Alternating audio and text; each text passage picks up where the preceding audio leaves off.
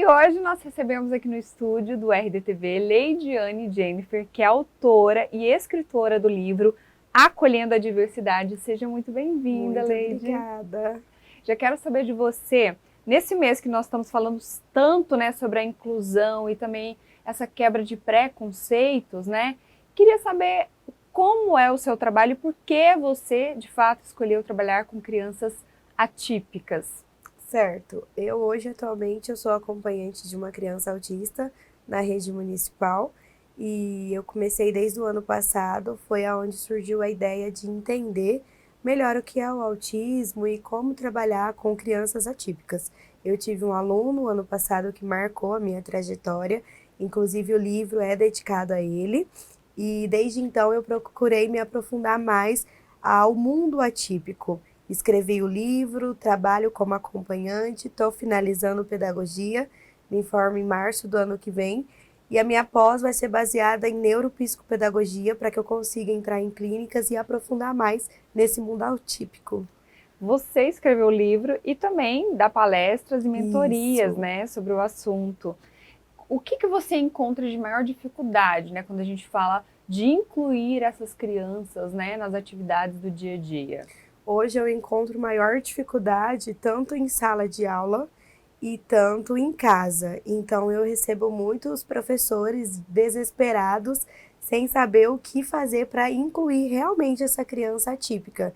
Então eu sempre levo nas minhas palestras, treinamento de como montar uma rotina estruturada para a criança, para que ela consiga acompanhar a turma, um combinado, para que ele não se sinta tão apressivo numa sala de aula, porque a gente sabe que os meios, muita informação, o sensorial deles ficam abalados em meio de uma criança ficar 4 horas na sala de aula. Então a gente tenta sempre estipular pausa. Vamos estudar um pouco, vamos lá fora, vamos fazer uma atividade diferenciada. E nas mães eu também levo muita rotina, porque o que acontece? A criança autista, eu acho, não só como a criança autista, mas como todas as crianças, eu acho importante a rotina, porque a gente prepara a criança para que ela não se frustre com o decorrer da semana, com o decorrer do dia. Então, ela sabendo tudo que ela tem que fazer, ela não vai se frustrar. Então, se caso ocorrer de mudar a rotina, a gente pode estar avisando ele com antecedência, colocar outra coisa para substituir. Então, eu implantei na casa desse meu aluno também, ano passado, um quadro de rotinas, e todos os dias tinha o que ele tinha que fazer, acordar, escovar os dentes, fazer a atividade, e isso foi controlando um pouco as emoções dele. Então, eu acho de extrema importância, uma das coisas que eu mais falo na palestra é a rotina e os combinados. Que bacana. Falando sobre a educação inclusiva, você acredita que em Cuiabá a gente tem uma educação inclusiva? Eu acho que pode melhorar. Uhum. Eu acho que ainda é muito fraco a questão de treinamento, a questão de incluir realmente as nossas crianças atípicas, e eu acho que pode sim melhorar tanto para os profissionais, tanto para os responsáveis. Eu acho que deveria ter maior índice de treinamento sobre a inclusão realmente no ambiente escolar. Falando um pouco sobre o livro, né? Você decidiu escrever, você falou que se inspirou em uma Sim, criança, né? Me sim. conta um pouquinho de onde surgiu essa ideia de escrever esse livro. Então, no início do ano foi tudo novo para mim. Eu nunca tinha trabalhado com criança autista. E eu confesso para vocês que eu queria sair correndo no início do ano. E eu falei, não, eu quero entender o porquê que ele é assim, o porquê que ele tem esses comportamentos e o que eu posso fazer para contribuir na vida dessa criança. Foi quando eu comecei a observar ele, comecei a observar as atitudes e os comportamentos e comecei a fazer as minhas pesquisas. Pesquisei em profissionais, eu entrevistava, fazia live com profissionais da área, psicopedagogos, psicólogos, e eu ia colocando tudo isso em prática com o meu aluno. E foi aonde eu vi a necessidade de muitas pessoas que caem de paraquedas, que nem eu caí no início do ano passado, de ter um manual de como entender o autismo. E o meu livro é basicamente isso. Ele é um livro com as minhas palavras, ele não é citado autores, e sim é como se fosse um diário, eu contando como que é o autismo na sala de aula. Vou pedir para você mostrar o Sim, livro, porque está muito bonita. A capa é muito criativa, gostei bastante. sim. Tem um símbolo ali também, né?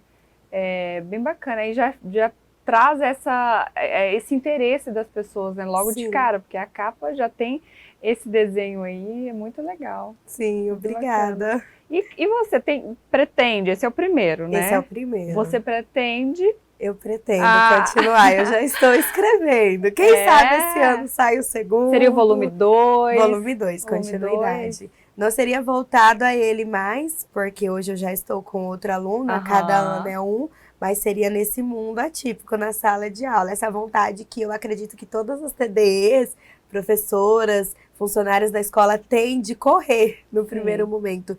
Então, esse livro é como se fosse um conforto para todos esses profissionais, dizendo que vai ficar tudo bem, o que eles podem fazer para poder ajudar e se acalmar e não desistir. Porque a gente cria um tipo de medo daquilo que a gente não conhece, Sim, né? o novo exatamente. dá medo, né? Gera um medo na gente. Sim. O desconhecido, né? E você mergulhou e quis conhecer um pouco mais, Sim. tanto é que escreveu um livro, né, sobre isso. E pra gente encerrar, Leide, eu queria que você teve alguma história assim que marcou de algum paciente, que você teve uma vitória, né, durante o seu trabalho, que você queira compartilhar com a gente? Sim, eu tive um aluno, não foi bem aluno, eu atendi ele como babá, porque eu também faço esses serviços extras. E ele era autista nível 3 de suporte. Então ele não falava, ele era totalmente dependente, e eu tentava me comunicar com ele, e eu, meu Deus, como que eu vou fazer? Então no primeiro dia foi bem desconhecido e para mim gerou bastante medo, porque a mãe dele teve que sair, só ficou eu e ele em casa, e eu não conseguia me comunicar com ele também chegou a estranhar, e ele tinha o costume de assistir mamando um desenho, assistindo um desenho e mamando a mamadeira dele. E nesse dia, justo nesse dia, a internet não funcionou. Meu Deus. Ai, meu Deus, e agora? E aí ele começou a entrar em crise, ele chorava, e ele começava a se morder, queria me morder, e ele começava a se rebater, sem se comunicar, porque ele queria o desenho dele. Então, era algo que todos os dias ele fazia. E até que eu consegui falar com a mãe, aí eu, meu Deus, e agora? Aí a internet voltou, consegui colocar o desenho. Mas eu não aceitava que ele entrasse em crise por conta disso, e se ele fosse para algum lugar que não tivesse desenho. Então eu falei, eu preciso trabalhar, eu preciso fazer algum jeito para ele não ficar só no desenho. Então foi quando eu comecei a pensar alguma coisa para substituir esse desenho. E aí eu comprei um microfone, daqueles que pisca, faz barulho, muda de voz, e comecei a colocar música.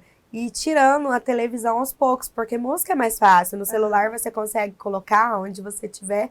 E isso foi legal, ele aceitou bem. Aí ele começou a bater no microfone como se fosse um tambor e fazia o mamá dele, almoçava, participava das coisas. Então eu entendi que eu consegui tirar a televisão e introduzir outra coisa. Então essa troca de rotina também é importante. E para mim isso foi uma vitória, porque eu queria muito que ele saísse da TV, porque hoje ele não tá mais comigo, eles mudaram.